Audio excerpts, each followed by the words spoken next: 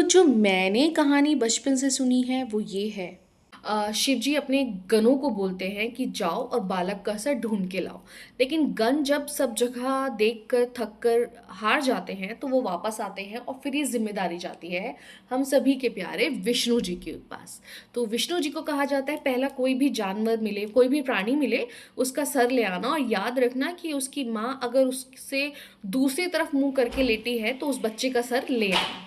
तो विष्णु जी जाते हैं तो उन्हें जो पहला जानवर मिलता है वो एक हथिनी होती है, जो अपने बच्चे को नहला धुला के सो रही होती है और उसने नीचे की तरफ पीट करके रखी होती है। तो विष्णु जी उसका सर ले आते हैं। कहानी तो फेमस है।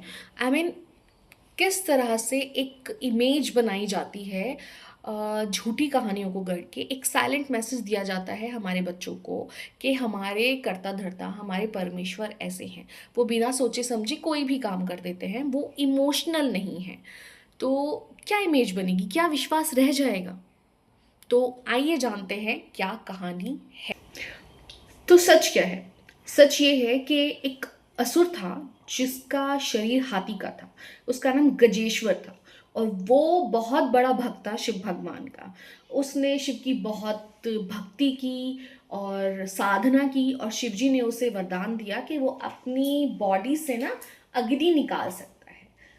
वो यहीं पर नहीं रुका, उसने शिव भगवान की और भक्ति करी और उसने शिव जी से वरदान मांगा कि शिव जी उसकी बॉडी के अंदर रह सकते हैं। जब शिव उसकी बॉडी के अंदर चले गए, उसके स्टमक में रहने लगे, तो उसका जो मन आता था वो करता था। लेकिन अब पार्वती जी को चिंता होने लगी कि शिव जी हमारे कहाँ डिसअपेयर हो गए, वो कहाँ चले गए। तो विष्णु भगवान जब ढूंढने गए तो उनको पता चला कि गजेश्वर जो असुर है उसके पेट में, उसके स्टमक में शिव जी का निवास स्थान है अभी, और वो शिव को बाहर नहीं आने दे रहा है।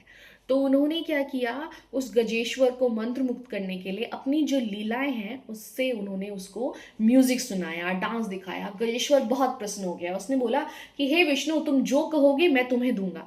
तो उसने बोला, तो विष्णु जी ने बोला ठीक है, तो तुम एक काम करो, तुम हमारे महादेव और शिव को बाहर निकाल दो, उनको रिहा कर दो।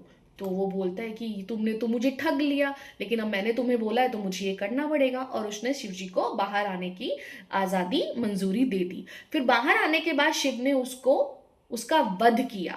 जब शिव ने उसका वध किया तो उसने गजेश्वर ने बोला कि मैं तो आपका बहुत बड़ा भक्त था, मेरे साथ ऐसे हो गया।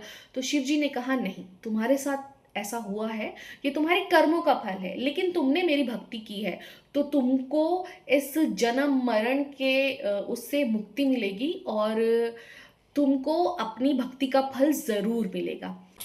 तो ये गजेश्वर का सर विष्णु जी गणेश जी को देते हैं और शिव उनकी बॉडी से ये सर लगाते हैं और उनका नाम गजानन पड़ता है। शिव जी ने कभी भी किसी भी गण से या विष्णु जी से यह आग्रह नहीं किया था कि तुम जाओ उस माता के बच्चे का सर ले आओ जो अपने बच्चे से दूसरी तरफ पीट करके लेटी हो, या जाओ किसी भी पहले प्राणी का सर ले आओ। नहीं, ऐसा नहीं किया था। तो ये जो कहानियां है ना, ये हमको धीरे धीरे मिटानी है और सच्चाई सामने लेकर आनी है। आई होप आपको ये गणेश जी के गजानन बनने की स्टोरी अच्छी लगी होगी और आपको अब सच पता चल गया होगा। तो आप अपने बच्चों को ये शिव जी के क्रोध वाली स्टोरी नहीं सुनाएंगे, आप उन्हें सही स्टोरी सुनाएंगे कि क्या क्या हुआ था, कैसे कैसे हुआ था। तो इसी के साथ मैं आपसे विदा लेती हूँ। धन्यवाद। ओम नमः शिवाय। श्री गणेशाय नमो नमः।